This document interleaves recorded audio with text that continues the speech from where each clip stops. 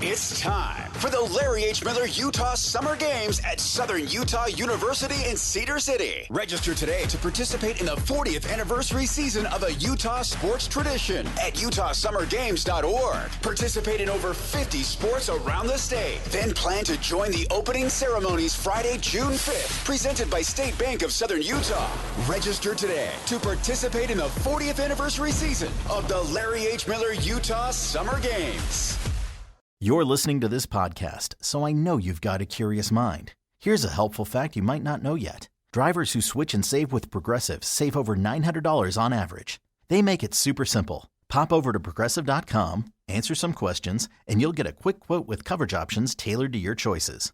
Plus, you'll see which discounts you may qualify for, like the online quote discount or savings for paying in full. In fact, 99% of Progressive Auto customers earn at least one discount. See if you could save when you switch to Progressive. You'll feel good about making a savvy choice. Visit Progressive.com and see if you can enjoy a little extra cash back. Progressive Casualty Insurance Company and Affiliates. National average 12-month savings of $946 by new customers surveyed who saved with Progressive between June 2024 and May 2025. Potential savings will vary. Hey, it's 10 a.m. and this is Utah's best sports radio. Say my name. You're locked on to Scotty G and the coach, Tim LaComb, presented by Mountain Land Supply on 97.5, the KSL Sports Zone. Hey, folks, let's get it. 97.5, the KSL Sports Zone. Scott Garrard alongside the coach, Tim LaComb. Let's get it, folks. I'm fired up.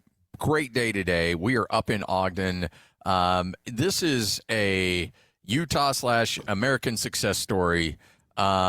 We've watched Beehive Meals kind of grow and develop over the last several years, and where they started and where they're at now is just incredible. We're at their new facility up here in Ogden, and couldn't be happier for Elise and Adam. We've known them for a long time. They're just incredible people, and they have got a beautiful facility. This is a couple that just started in the middle of COVID, putting some meals together for their neighborhood, and then it just grew, it developed, and look where you're at now. This is something else. Well, I would say this building is state of the art. Yeah. Nothing that it would want or need. Everything was done so nice, and this has been an incredible success story that I've actually experienced as a consumer. I was actually, because I've said this, I listen to the radio all the time, and I was listening to you guys and got this, this Beehive Meals, and right around that time we became empty nesters, and so we started to kind of rely on that, and it has been amazing. And I think the difference, we shopped around, but it's the flavor for me. Yeah, it's the flavor that really draws you in, and then the selection. They've got a little bit of everything, and they continue to add obviously options. So we're grateful to them for having us here on such a big day for the company. And it's a big ribbon cutting for this new warehouse. Elise and Adam and a bunch of other people are going to stop by and say hi. So we're really excited to be a part of it. We're excited that we've been partners with them for a long time, and honestly, just can't thank them enough for allowing us to be a small part of their massive, massive success story. All right, so we've got so much to talk about, including NBA draft. Obviously, you can't go anywhere without anybody saying, hey, what are the Jazz going to do to move up to number one to take A.J. Dybantsa? Well, let's talk about that, shall we? It's time for your starting lineup right here on 97.5, the KSL Sports Zone.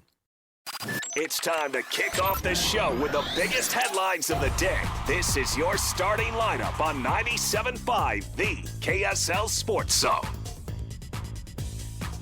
All right, so the draft is still a month away, and more than a month away. So we have a lot of time to get to the draft, and there's a lot of evaluation that needs to go on beforehand. And I think, and by the way, I'm as guilty of this as anybody, but, taking a step back, and you and I were talking a little bit before, maybe we all ought to take a deep breath here for a moment and let this thing marinate. Well, for sure. And I think the narrative is really been pushed that, that we got to get AJ, right? That this guy's that guy, and we got to get him, and he'll fit here. I really think in watching, I went home, watched some more Caleb Wilson last night. I watched more Boozer last night, and I dug more into Boozer, and I can see analytically and in terms of like hitting the ground running, he'd be a great safe pick. I guess the biggest thing, Scotty, I'm come to the conclusion that the difference between these guys is probably it's minimal. It's beauty's in the eye of the beholder. And what you have is the options are beautiful. And the fact that the Jazz are second in the pecking order is incredible. But yeah, I think take a deep breath. There's a lot of fact-finding and get to know you over the next 40 days. And my guess in talking to people around the league, that thing is the order is going to change dramatically over that time. I think you'll see guys pop up. I think you'll see them drop. But the bottom line is Washington's going to keep their pick to their chest. They're not going to show much of what they're going to do, and I think everybody else will do the same. But everybody will have enough intel on each guy that they can feel comfortable making the pick as it gets there. So, again, I think that it's really easy, and frankly, it's also our job to speculate and look ahead and anticipate what's going to happen. And then, we also have our opinions as well. But honestly, if I'm a member of that Jazz front office, you've already done a ton of due diligence. But now that you know that one of these superstars, potential superstars, are right there on the brink, you can't mess it up. So you can't fall in love with a guy. Like, you can't fall in love with somebody and just say, we got to focus in on that guy right from the start. Now, eventually, day 2, 3 days before the draft, that's probably where you want to be. But it's like, you just went house shopping. And as soon as you fall in love with one house, you lose all leverage because the seller knows that you're in love with it. Everybody knows you're in love with it. So they're like, okay, but, we're going to need more for closing, and we're going to need more for this and this and this and this. They pushed me for another 15 grand. Yeah, exactly. Because they know you fell in love with it. So like, yeah, we got him, It's like when I always tell my kids all the time, the biggest advantage you can have, whether it's relationships at work, relationships in buying or selling anything, is the ability to walk away and the ability to say, no, I'm not interested. I'll go another avenue. The Jazz are so desperately, they desperately need to hit on this so badly that they can't paint themselves in a corner. So they should not fall in love with anybody. They should be willing to say, Washington's like, hey, we're going to draft AJ. If you want him, you better come up and get him. And honestly, if I'm the Jazz, I'd be like, okay, guess what? We got a lot of other guys here. And they're like, well, your BYU contingency is going to lose their mind. Okay. They'll be fine. This guy comes in and averages 25 and 8. They'll get over it real quick. So everybody, myself included, deep breath. I totally agree. I couldn't have said it better, and that's why you've been in the radio business for so long. The thing I would add, and let's just look at each guy real quick, okay? Yeah. AJ, I think that is the guy that everybody here knows the most about, has the most familiarity with, even attachment to. I'll go there, sure. Right? Okay. Secondly, you've got Peterson, who is he's an absolute freak of nature in terms of his ability to, get to a shot. His ability to play make. He's got the big frame, can take the bounce. But the question mark about him going in was, all the games missed. That stuff's all going to get worked out. And what the Jazz will be looking at is just what I said. I think when it all shakes out, I think Peterson's going to check out. I think a lot of guys go through things going up to the process, but like they live for this NBA thing now. So this is where they really shine. I think that thing's going to fade away.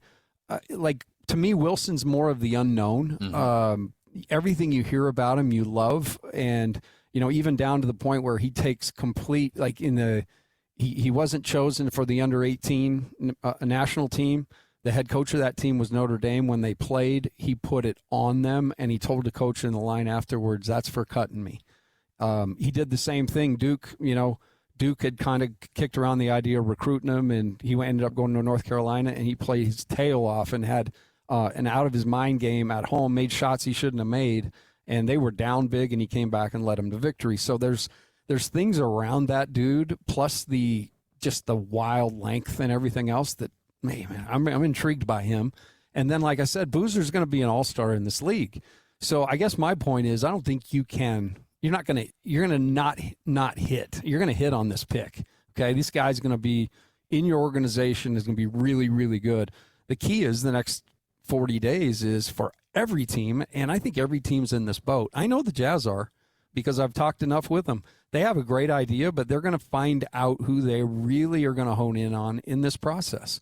And that's why this process is here. And again, not to steal the phrase, but trust the process. Well, and also, I thought it was pretty interesting. Ryan was asked the other day about, trading up to get AJ, or, and I would just say that, he hired Austin and Danny and Justin for a reason. And he is not a meddling owner. He's not a guy that's going to go say, hey, do whatever you got to do because I want to sell tickets. No, that ain't his MO. He wants to win a championship. So he's told those guys, you've been to the mountaintop before. Go, drag us there too. And he's putting his faith and trust in them. I think Jazz Nation, I think we do too. We need to as well. I mean, you like Ace Bailey, you like what he's become. Keontae George, early on people are like, but it takes a minute. Yeah. So the bottom line is, I do believe that this is vital time, but I think everybody needs to chill, because this is not there's not a LeBron James in this draft. There's just not. There's not a Victor in this draft. There's not a Victor Wembanyama in this draft. You're exactly right. There are great players in this draft, just like we've seen come into the league year after year. But there is, in my mind, there is not the guy that you have to trade up to get. From your evaluation and watching the game a long time, does Cooper Flagg go number one in this draft? I think he probably does. Yeah, I think he probably does. I think he's just so much more polished and well-rounded. I think the thing with AJ, sometimes AJ seems, I'm going to use a music analogy. Sometimes he seems like he's playing a guitar solo in the middle of the chorus, in the middle of the chorus. Yeah. And sometimes I think that's a learning process, but he's certainly a guy who's got to have the ball in his hands, and he's got to be kind of the offense has got to be tilted toward him. I coached a guy like that in Jimmer, right? Jimmer had to have the ball in his hands. It is awesome in college, and if you've got a guy, you ride him. But in the NBA, coaches aren't going to let you do that, and your other teammates aren't going to let you do that. No. I mean, that ball's got to move, and you got to be decisive. So there's some learning curve there for him. And so every one of these guys, honestly, has incredible upside. They have faults. They have things they have to learn, and they're going to look pedestrian in the beginning of next year, because I watched Ace's first game. He looked like he was lost. He looked like he was a kid in the crosswalk. And by the end of the year, I mean, the kid is just what we all hoped and expected. So you credit him. You credit the Jazz development team, which I think is as good as there is in the NBA. I really do. The way they put in time, but it's not just time; it's time with a purpose. Yeah, you know what I mean. Guys are working on the things that are going to actually translate to getting them better in games.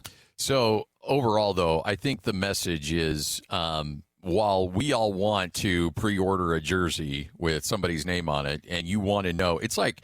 Look, it's like when you're a kid and you send in your Christmas list to your parents, and they're like, "Oh yeah, we gave it to Sam. Oh yeah, we could pass it on." And you're like, "All right, I want my NES right now." And they're like, "No, it's still first week of December." No, I want it now. Just be cool.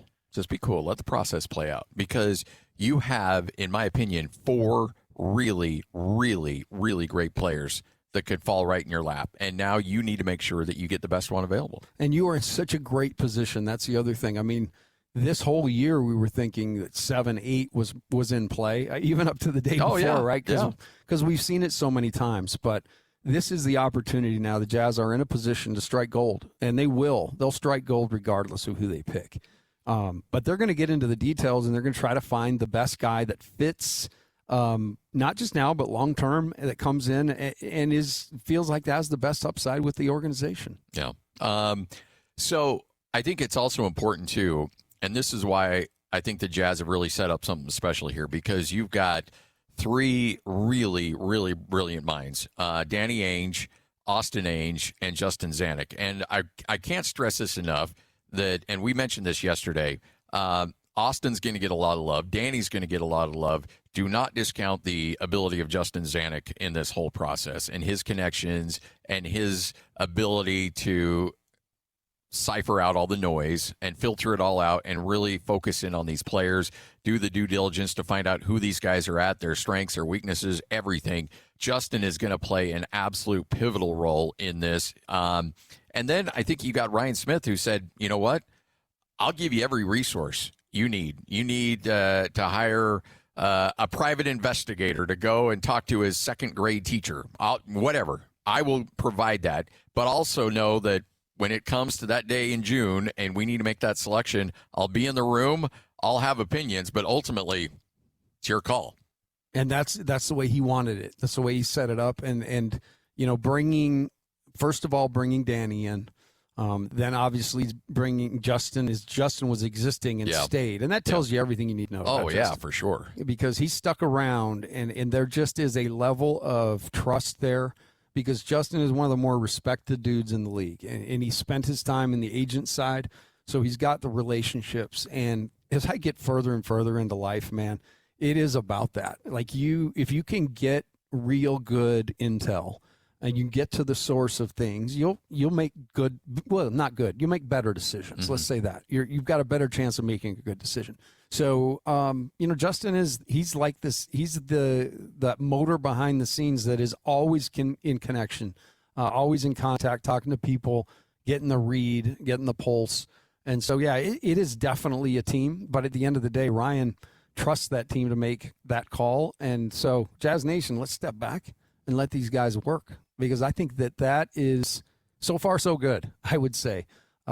This thing has been hard to rebuild, but at the same time, you know, the years that the Jazz really weren't competing for a championship and everybody knew it, but, you know, you still had to still had to see all the stuff. It's our year. It's the championship year. So this is like authentically tear it down, build it back up. And we've got we're like this building. We've got the Jazz have got everything. They have, the weight room, the nutrition. They have the unbelievable support, and then the roster is loaded. And so this pick will just continue to add to that load, and off we go. So yeah, I think it's a phenomenal opportunity for this front office to really flex, and you're building to it. I mean, this has been building to this for a long, long time. 3-4 years. This is the culmination of a lot of heartache over the last couple of years. So you can't screw it up. You can't make emotional decisions. You have to emotionally remove yourself and say what is best for the long term. And if it's Cam Boozer, then welcome on in. Let's go. You and your dad can hang out together. It'll be take your kid to work day. You know, if it's Caleb Wilson, I think that's a phenomenal pick, and he could be a superstar. Same thing with obviously AJ and Darryn Peterson as well. And all of them, as you mentioned, all of them have great strengths. All of them have got some weaknesses. There's flaws with everybody, as in any hire you're going to make to your operation. But at the end of the day, you just got to find which one works. And I'm all for taking all the time you possibly need. And I would say I would say the idea of trading this pick up, I would say that is not going to happen. I think the Jazz are going to really read this out. They're going to see what Washington does, and then they're going to make their decision. Yeah. It doesn't mean there won't be a few smoke signals along the way. No, always smoke signals. Yeah. Always smoke signals. But I think that's my gut at the end of the day. I think they feel really good about the pool of players, and it's going to be their job to, put them in the order they want them in, and then you just do like every draft that comes up at the top of your boards there, you take it. Well, that's the thing too. I mean, for so many years, the Jazz have always been in a situation where they've like, okay, if this team takes this pick, this team, and then you try to mock it out and see exactly how it's going to play out. So when we're picking 5th or we're picking 8th or 14th, if it goes this way, we'll take this guy. If it goes this way, here, you just got one team to work with. You're just like, okay, if Washington takes this guy, we're taking this guy. If Washington takes this guy, we'll take this guy. It's pretty easy once you have your order set. Yeah, and I think the difference between these guys is so minimal that they'll be happy with their pick. I really believe that. I think they can make this pick, really sing and do what, like we talked about, kind of be that anchor to pull the ship into the next into the next port, into the next version of the Jazz. And hopefully at that point, they will be the ones to help us not have to rebuild again. We'll just keep pulling this thing forward and building on the fly. All right. You're listening to That's the Coach, Tim LaComb. I'm Scott Garrard. Hope you're all having a tremendous day. We're up here in Ogden, beautiful facility. It is a new facility here for Beehive Meals. And if you have not been to beehivemeals.com, get there now because they've got incredible opportunities for you to take those cook at home meals. All you have to do is essentially they come right to your house. You get your slow cooker. You cut up the top, throw it in the slow cooker. 3 or 4 hours later, you have yourself a great meal. And right now, they have the flat top meals, which are absolutely blowing up. And so if you still want that experience of being on the flat top and pretending like you know what you're doing, well, guess what? They'll send all that to your house. You just thaw it out, put it on the flat top. You pretend like you got the 2 spatulas going, ding, ding, ding, ding, ding, and you can pretend like you're the man. Throw a shrimp in your kid's mouth. Exactly. Like the teppanyaki places. I know, right? Hey, no, and honestly, I just want to say I'm a consumer of this, and I have had so much great experience over the last couple of years. It's made our life more simple, and it's so easy that even I can do it. I can cut the bag and I can put the stuff in. But at the end of that, because we've tried all sorts of different companies as empty nesters, and we've latched onto Beehive Meals because of the convenience. But to me, it's the flavor and it's the variety. So, by the way, I've got 2 kids at home. And we've all got different schedules. We're all over the place. We're not too far away from being the empty nesters, but and my youngest will always be like, Dad, what are we having for dinner? And I'm like, I don't know. What are we having for dinner? Because it's on you. You're the only one home right now. So you go down in the freezer, you pick out the Beehive meal, you put it in the slow cooker, and you can take credit for dinner. And he's like, oh, okay. All right. So then when we get home, we're like, all right, Brody, what did you make for dinner? He's like, look, I got these stroganoff, or I got this. And it's like, bam, it's easy. I had last Saturday the spaghetti with the sausage. Oh, yeah. Oh, wow. That was awesome. Yeah. Did a little garlic bread with it, and everybody was very, very happy. Yeah, you can customize them any way you want, and that's the great thing about Beehive Meals. Go to beehivemeals.com. That's beehivemeals.com. This is 97.5, the KSL Sports Zone. The best radio in Utah is right here. This is Scotty G and the coach, Tim LaComb, on 97.5, the KSL Sports Zone. 97.5, the KSL Sports Zone. Scott Garrard alongside the coach, Tim LaComb. We do it every day from 10 to 2 here at Beehive Meals. Normally we say, hey, come on up, hang out with us. You know what? All we want you to do today is just go to the website, beehivemeals.com. That's beehivemeals.com. We'll talk to Adam and Elise and Annette. We got a whole lineup coming up a little bit later on in the show. All right, so by the way, it's been weird. I got so dialed into the NHL playoffs when the Mammoth were in it, and now I kind of took a step back. But I don't know if you watched much of that game last night. The Avalanche. Oh, it was unbelievable. How do they do that? I don't know, but man, it was like, all right, Minnesota's going to get one here. That'll be great. Extend that series out a little bit. They're up 3-0, and boom, boom, boom, boom. Send it to overtime, get the win, and just like that, Colorado's moving on. Well, I had the split screen going, and the games were similar. The Pistons had a 9-point lead with 2 minutes to go, so I'm kind of watching all that go down. It was wild, but yeah, the Avalanche are just a cut above. Let's be honest, right? And we said it all year long, and it may be that they get tested in the Stanley Cup, but last night, that was just freakish to come back. They were down 3-0 after the first and just fought to end the series.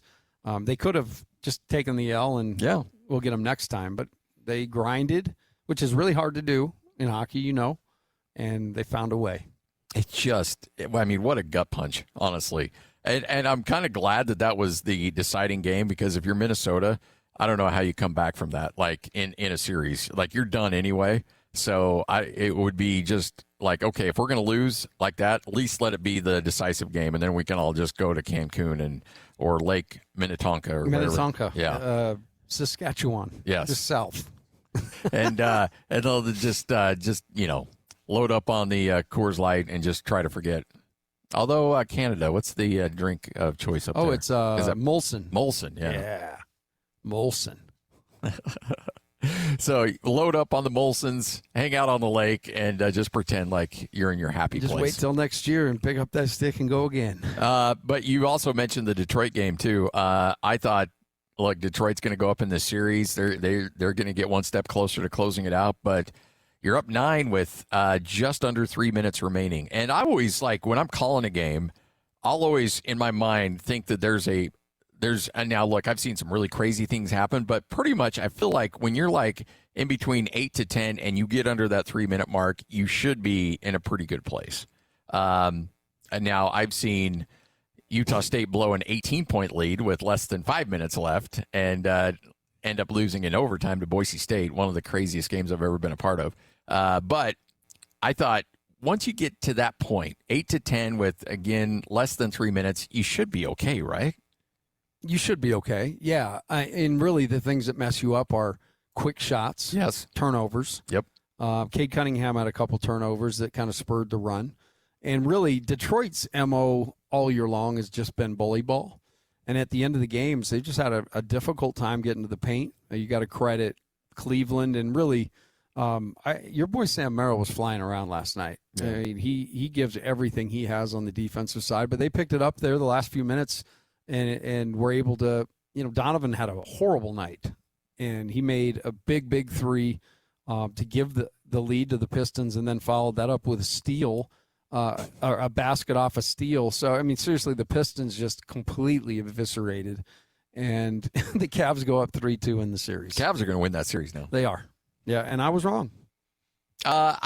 I mean, I think that it took a monumental meltdown for them to lose this series. I don't think anybody should be rubbing your nose in the fact that you took Detroit, because I do think Detroit's the better team. Yeah, they've been in the lead in the majority of this series. I think, the bottom line is that Donovan has not played great, and so they've done a nice job bottling him up. Harden's had moments, but it really has been more Detroit's inability to just close games, to score points, to finish this series out. So, yeah, I think the momentum squarely with the Cavs going home, and, yeah, they'll probably finish that thing in Cleveland. So you're looking at a team now in Cleveland that's probably going to be on their way to the Eastern Conference Finals. So you lose another really good team from the East in Detroit, and so now all of a sudden it's the Knicks just kind of parading themselves on their way to an NBA Finals. Yeah, it looks like that to me. I mean, the Cavs definitely have showed some life the last couple games and kind of got up off the mat and really took control of the series. So they'll have momentum beating a good team, but they'll face a similar problem in terms of physicality. And, who's going to stop Brunson? Like, who's going to stop him? Good luck. Jalen Tyson? Yeah. I mean, I don't know. I don't know that they got the guy. And I want to be careful when I say this, because I am giving him a ton of credit when I say this. I know it'll sound like it's a backhanded compliment, but Sam Merrill's the best perimeter defender on that team. From what I've seen, yeah, he is, because he's aware. Yeah. There was a play last night in transition where Donovan missed a three, and it's one of the cardinal sins in transition defense is, transition defense, you don't have a guy. You get back, you sprint back to an area, and then as a team, you build out and you cover the basket up and you build out from there. Last night, so Donovan misses a shot and he runs down the floor, just basically hugging his guy as he runs to the right corner. The ball's coming up the left side of the floor, and there's no help side because he's just jogging back in transition. So part of Cleveland's issues are attentiveness on the defensive end and effort. Harden is never going to just be an all-world defender. So they've got their work cut out for him guarding the perimeter if it ends up being New York. Well, look, New York's going to get there. And so I think you just pencil in New York, and I think we're all just on a collision course now with New York and Oklahoma City. And if you're the NBA and you're Adam Silver, you're pretty happy about that because you've got the New York market up against the defending champs. Now, Oklahoma City's not going to be a media darling, but they bring in the defending champ element to it. They've certainly got star power. They've got a little bit of controversy on their side because Shea gets every call known to man. And so there's all of those elements coming up. And so if you're the NBA and you're scripting a finals, that's probably what you want right now. Yeah, and I would even say that the Spurs with Wemby would be a close second because he has really become the face of the NBA in this playoffs. I mean, he's put together some incredible performances. Had the controversy with the elbow, but he came out after that game, and he like I said yesterday, he looked like he came out of a spaceship to play that game because he was otherworldly, and he was doing things on the court that you can't guard. I mean, there's no one in the league that can guard it. So he's definitely – it reminds me when John Morant and played the Jazz and kind of had his coming out party in that playoff. This is definitely Wemby. Everybody's known about Wemby, but this is Wemby saying, unfurling his arms across the entire court, saying, "I'm here." And that's actually literally what he does, is stretch those arms across the court. When he walked out of the tunnel, I was down where I normally sit, and I watch everybody all year long. It's just crazy. I mean, a guy on his own team, Plumlee, who's 6'9", 6'10", he hits him about, below the shoulder. It's just freakish to see how big he is. When he was, right before he got into the draft and he was playing overseas, there was a moment where there was a picture that started to float around, and that's when I'm like, oh, this dude's a problem. And it was Rudy Gobert standing next to him. They took a picture after a game, and Rudy's in his street clothes, and Wemby's just in his jersey, and Wemby not only is significantly taller, but just broader and looks more physically imposing than Rudy. Rudy looked like, one of us standing next to Hans. It's just like, whoa, what just happened here? And so you're like, wait a minute, this is Rudy. Rudy's a big human being. Massive. Rudy's an imposing force, and Rudy has put on a ton of muscle and a ton of weight since he showed up as a rookie. And so here's Rudy at the prime of his career, and you got this, 19-year-old that looks like he's dwarfing him. It's just like, uh-oh. Well, and it's not just his physical, right? It's Ned. Then when you watch him play, like first time I watched his tape, I've seen so many tall guys. I mean, you can imagine through the years, you just get freakish stories and, hey, this kid's 7'6" and he lives in Montana or whatever, right? And most of the time they have a really hard time chewing and walking gum. Let's just say it. And when this kid, I watched his tape, I'm like, oh my goodness, because he was between the legs, behind the back. His body moves like he doesn't have bones in a way. And it was just so different than that big guy stereotype. The fact that he can bring it up the floor, it takes maybe a dribble and a half to get from half court to the hoop. You've seen him jump from and attack the basket from just inside the free throw line. He's just got such a physical advantage, but with that, it's an incredible skill level for a young guy. And as that translates, like this guy's going to, you said it, more than a problem. He's going to be who the Jazz have to go through to win the championship. Oh yeah. No, this guy's going to be the best player in the league for a long time. Yeah. And he's staked his claim for that right now. I think going forward, we're looking at a run of Wemby getting a lot of trophies in a lot of categories. So I do want to be careful because I did put Oklahoma City in the finals, and I still think Oklahoma City will beat San Antonio, but I don't think it's a foregone conclusion like I did before. I don't either, but as I said, if you could have your pick, the NBA would love Oklahoma City for all of that, for all those reasons, and then playing in the Mecca, right? That's incredible in New York, but a close second would be this guy because the NBA has always hung their hat on star players. Star power. Right? Yeah. And so this kid then can just take the world by storm in the playoffs. And if he does lead his team to the NBA Finals, it's the beginning of the Wemby era in the NBA. And this is a good time. I mean, like, it's so easy for our generation that grew up 80s, 90s, and we saw a style of basketball, and we became so in love with Larry Bird and Jordan and Magic, and that was what we grew up with. That's what we loved. And so it's really easy for my generation to be like, these soft SOBs, they stink, blah, blah, blah. They wouldn't last 5 minutes against the 88 Pistons, which is probably true. But it doesn't mean that the basketball isn't good. And I think from top to bottom right now, this is about as talented as the league has been in a long, long time. It's talented, skilled, for sure. And I like the fact that the NBA is starting to come back to the point. Listen to one of the hits with Jake and Ben that they're running, in the breaks. And Jake was talking about, and it's true, there was a period in time where you couldn't have, it became a period in time where you couldn't have more than one non-shooter on the floor. I mean, defenses just bend. And what we're starting to see is that's kind of happening on the defensive end now. You've got to have guys out there that can hold their own defensively. That's going to become more and more important as these rosters become more thoughtful. And that's what this CBA is doing. It's making you go out, and you've got to find guys that can punch above their weight. And so your rookies, you're hoping, in their first couple of years they can do that. And the Jazz have gotten their guys to that point. But at the bottom line, you still got to be able to go out and be really creative in putting a team together, like Oklahoma City has. Yes. They put a team together. This isn't just a star and a bunch of pieces like you saw with the Lakers, an aging star at that. But this is a team with a total purpose. If you want to try to push them around, they've got to line up for that. If you want to try to run them, they got to line up for that. You want to try to, whatever you do, they've got an answer, I guess is my point. And that's a team.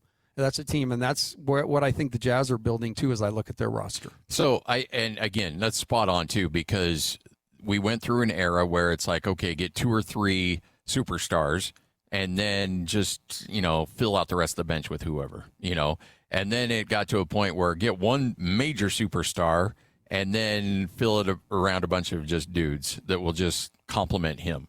And now you're getting like, okay, get your superstar, but then also have a bunch of guys that can adjust, or a deep bench that you can match any style out there. And Oklahoma City has proven that's the winning formula right there. Yeah, because you look at how they got all their guys. I mean, Lou Dort, how they got him, a second-round pick. They have done a great job assembling talent, and they did miss. They had first-round picks they missed on in their rebuild, but you don't have to hit on every single one. At a certain point, you're going to have to make decisions on the crop of guys, and it's going to be, if there's 3 guys there, it's probably going to be 1 that stays and 2 go. So that's all part of the process. The team is ever evolving, it seems, because of the contract situation, but it looks as though the Jazz have a pretty solidified team now for a couple of years, and they'll tweak it each year.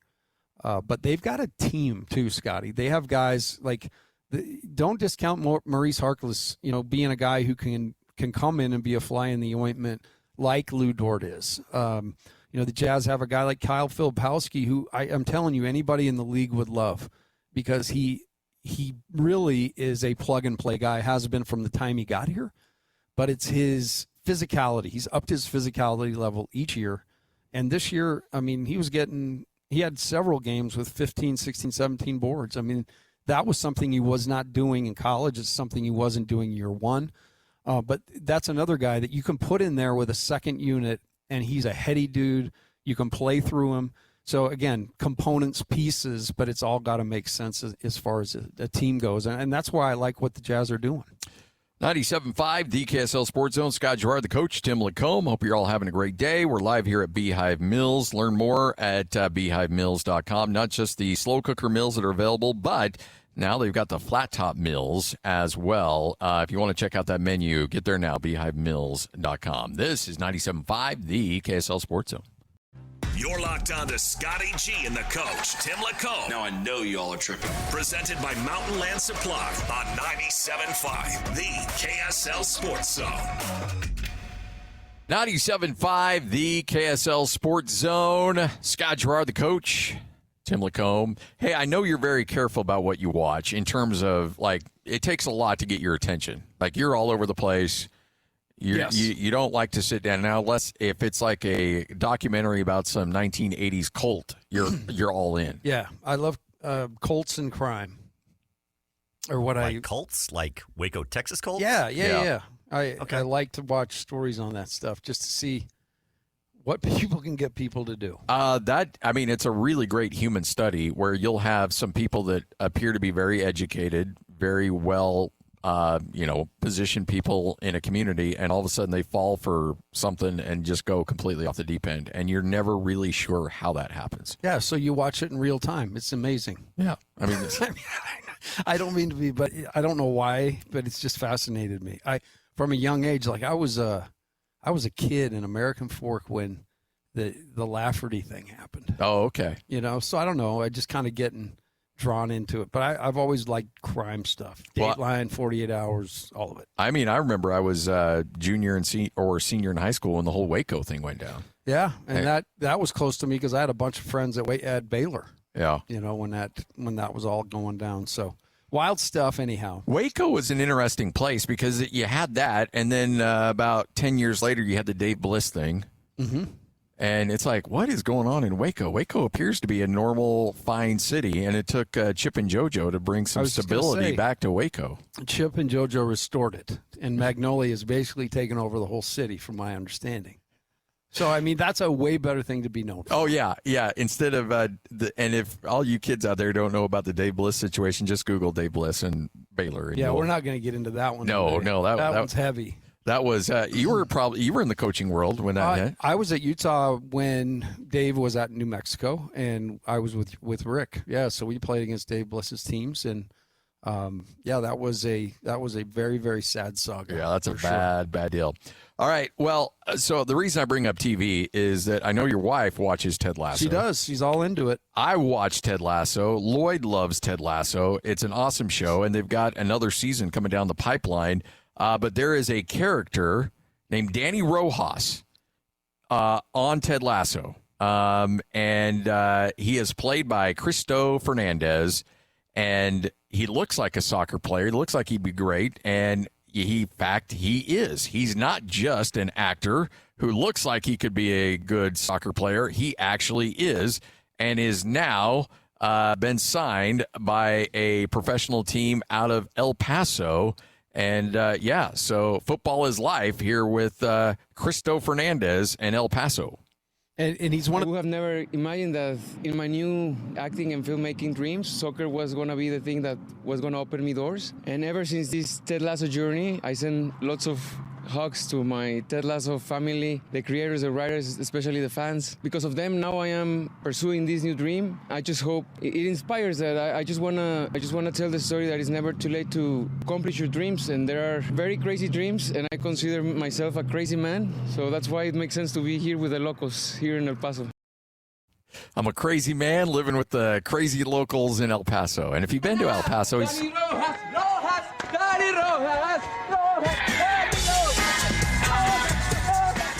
Oh, man, I love that character. He's awesome in that show. Just absolutely incredible. But you know what? Getting a shot. And he's like, and by the way, I like the fact that he's self-aware enough to know, like, look, I don't have a shot at this if it's not because I got a little popular on a TV show. Like, that's the only reason I'm here. But I'm going to have some fun with it. So I'm going to own it. He had me at crazy. Yeah. I lean into crazy. When there's crazy around, I'm in. So I'm all about you, Cristo. I love the fact he's like, I'm a little crazy, so we're better to be crazy than El Paso. And you've been to El Paso many times. Ooh, yeah, we've been to El Paso, played a game there, and I'll never forget it because we got done with our shoot around, and they had like a curtain that went down to their locker room. You been to El Paso? I have not, actually. Okay. Well, I've been to El Paso. I've not been to UTEP. So they had a dude named Derek Character on the team. He'd transferred from Louisville. Okay, that name sounds really familiar. He was a tough dude. We played him actually at Louisville the year before and beat them in New Orleans in a classic, and then played North Carolina the next night and lost. But then he transferred the next year to UTEP. So we're out there finishing up our shoot around, and everybody's shooting free throws and getting wrapped up, and all of a sudden we hear this ruckus, like this music. The curtain rips open, and their team walks out, and he's got a boombox leading them. And we still had like 10 minutes left on our shoot around, and Coach Rose kind of looks and like, what the hell? So the manager runs over and kind of gets the curtain shut, but the music didn't turn off, and yeah, it gave our guys a little motivation. Oh yeah, we didn't have Jimmer that night either. Jimmer didn't play, and Mike Lloyd just turned up. Oh, he was big that night, and anyway, it was, you just say El Paso. But the other thing I remember is driving to the game. You're so close to the border, you can see into Mexico. Oh, right? Yeah. It's like right there. So, yeah, it was a good experience and one that I was glad to get out of quick. Back in the day when El Paso and right across, is it Juarez, right across the border? Juarez. Yeah. The great Marcroft would go across the border and buy boots. and he'd stock up on cowboy boots in Juarez. I did a great impersonation of Bill. Check that. But hey, rest in peace, Bill. No, Bill would like it. Oh yeah, Bill, absolutely. I knew Bill well. But now, yeah, you're not crossing the border into Juarez anymore. Those days are in the rear view mirror. The boots aren't Unless worth your it, hand's Bill. trying to save some money for travel. Yeah. You may bring back lead boots. Yeah, exactly. If you go over there now. Lead boots for you, Bill. No, the funny thing about Bill, he used to do our postseason banquet every year. He would be the MC. Do you do that for your guys? Sometimes, yeah. Okay. So in Majerus and he had pretty much a hate relationship. Oh, really? Oh, okay. He would kick Bill out of practice all the time just for odd, like if he turned a page and he heard it or something, he was hard on Bill. But Bill would get up there and year in and year out, and it was like he was auditioning for Broadway. Welcome to Utah basketball banquet tonight. And everybody would be kind of looking around like, is this being televised? Oh, boy. Anyway, I love Bill loved his Utes, man. Oh, man, you won't find a bigger supporter as a play-by-play guy than Bill Markroff. And I had many a meal with Bill. Yeah. Oh, I bet. Bill and Woody. Oh, Woody. Oh, man. Out on the road, we would dine often together in my first few years out there. So I got to know Bill great, and yeah, that's the fun part of this. You get to meet so many. You talk about your time with Nasalki. Oh, right. I've got that so was many good stuff. I got so many Nasalki stories. That dude. I wish he was still with us because I always told him you need to write a book, and because he lived through the 70s of the NBA, and the 70s in the NBA was a crazy time. Let's just say who was the commissioner before Silver? O'Brien? No, the guy that changed everything. Oh, Stern. Yeah, David Stern. David Stern came in and he had a lot of heavy lifting because that essentially, and I'm being honest here, the league was coked out of its mind, literally. Like every player seemed to have a drug problem. It was a bad place, and David Stern came in and cleaned it up and brought it to a certain level of respectability. But those days in the 70s, that league was fast and loose, and Nasalki was right in the middle of it. And whoo, boy, does he have stories. Well, I wish I would have heard a couple of them. Tim, he was so good. But Tom, I meant to say Tom. Tom, rest in peace, my friend. Well, the one thing is, I want to know, after you work with me a little longer, who's crazier, me or Tom? Because we're both crazy. Yeah. We coached for too long. Coaches have something to them, you know? We got an edge. Yeah, there's an edge there. And Tom came across as everybody's like favorite uncle or favorite grandpa. But when Tom got mad, you want to know part of that. And Tom could get surly. I saw there was one time where we were doing a post-game interview. He would do one with Phil Johnson. And we called it the Coach and Coach segment. And I'd step back and let Tom just talk to Phil. And they were on the road, and the Jazz were on the road. It was the last game of the season, or the last playoff game. Anyway, the Jazz season was over. And Tom was waiting for Phil to come on the mic. But we were back in Salt Lake. They were on the road, so he didn't know. We would have an engineer say, Phil's ready, and then Coach would start talking to him. And Tom, I was asking Tom, like, hey, what's the protocol? What would you do next? Do you bring guys in? Do you meet with them? And Tom's like, I never did that. He said, I was sick of them. They were sick of me. I told everybody to get lost, and we'd come together, a month or so, and everybody was cooled down, and we'd talk. And he goes, there's no reason to be meeting with people now. Well, unbeknownst to us at the time, Phil Johnson had the headset on and was listening to all of this, and Phil and Jerry were religious about meeting with guys right after the season and then letting them go. And so Phil hears that, and he starts kind of getting after Tom. And these two are like really close friends. And so Tom's not going to put up with that. So Tom starts firing back, and I'm like in the middle of these historical figures just going back and forth with each other on how to handle postseason interviews. And I'm like, I'm just stepping back and letting you guys handle this. And then afterwards, Tom starts laughing. He's like, oh, that's Phil being Phil. And which is right, because I'm sure they had dinner 2 nights later and laughed about it. But, boy, for a moment there, it's like, eesh. It was tense. It was tense. Yeah, I've been a part of a couple of those. The one thing I've tried to do in my role with the Jazz is I don't want to sugarcoat anything, but I think at the same time, you got to, even in a tough time, you got to point out some of the good, because everybody can see the bad. Yeah. Everybody can see the losses. But it is I went and did it, and I did it the way I did it, and I'm going to just kind of observe the way people do it and comment, But I don't know that I'd ever say that you don't do this. That's where I would step away. Say, yes, you're right. Whatever. But I wasn't quite as I wasn't an NBA head coach. He's got a little bit more to him. The only guy to be an ABA and NBA Coach of the Year. Incredible. Yeah, and he was very, very good and innovative. Really innovative. Love that guy. Rest in peace, Tom. All right, 97.5, the KSL Sports Zone. Kick off your 11 o'clock hour next. If the world were like a Sleep Number mattress, everything would adapt for your comfort. Because as your life changes and your body changes, Sleep Number mattresses adapt and shift to give you personalized comfort night after night. And now everything's on sale during our Memorial Day event. Save up to $1,200 on mattresses for a limited time. To experience a whole new world of comfort, visit a Sleep Number store or go to sleepnumber.com. Sleep Number, to a good life sleep. This episode is brought to you by Progressive Insurance. Do you ever think about switching insurance companies to see if you could save some cash? Progressive makes it easy. Just drop in some details about yourself and see if you're eligible to save money when you bundle your home and auto policies. The process only takes minutes, and it could mean hundreds more in your pocket. Visit Progressive.com after this episode to see if you could save. Progressive Casualty Insurance Company and Affiliates. Potential savings will vary. Not available in all states.